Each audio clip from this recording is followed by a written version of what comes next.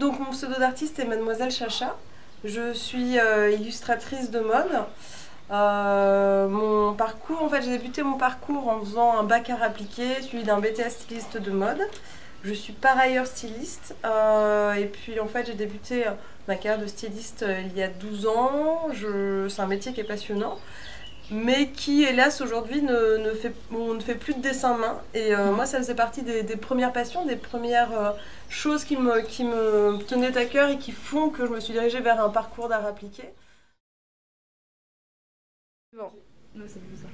Donc mon style de dessin, c'est de l'illustration de mode. Donc l'illustration de mode, c'est quelque chose qui existe depuis une centaine d'années, qui a été créé en même temps que la haute couture a été créée, quand on était diffusé à travers des journaux, des magazines, les nouveaux modèles de la haute couture.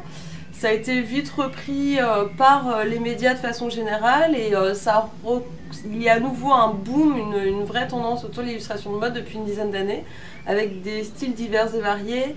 Il y a des illustrations main, des illustrations vectorielles. Il y a aujourd'hui le fait de pouvoir utiliser les logiciels de création pour pouvoir intervenir sur l'illustration.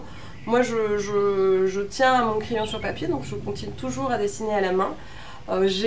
J'utilise parfois Photoshop ou Illustrator, parfois pour aller plus loin que ce que m'offrent les outils manuels, parfois aussi parce que pour répondre à des clients, c'est plus simple de pouvoir passer par les logiciels de création. Mais j'utilise également beaucoup de médiums manuels, type le feutre, l'aquarelle, les crayons de couleur. Donc j'essaie finalement de jouer et de mixer les techniques en utilisant toujours ce petit clin d'œil à l'illustration traditionnelle, mais en jouant également des codes actuels.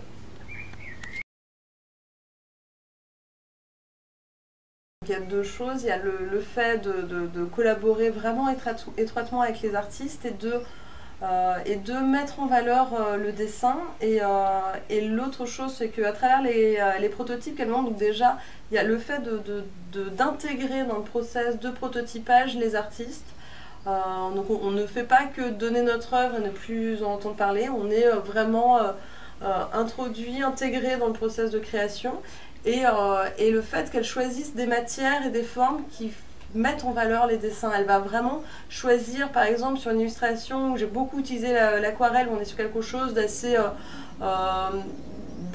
fantomatique finalement en termes de rendu, quelque chose d'assez fluide. Elle a été chercher une mousseline, donc quelque chose de très très fluide, de très doux, qui met en valeur le dessin et les caractères assez doux des techniques que j'ai employées.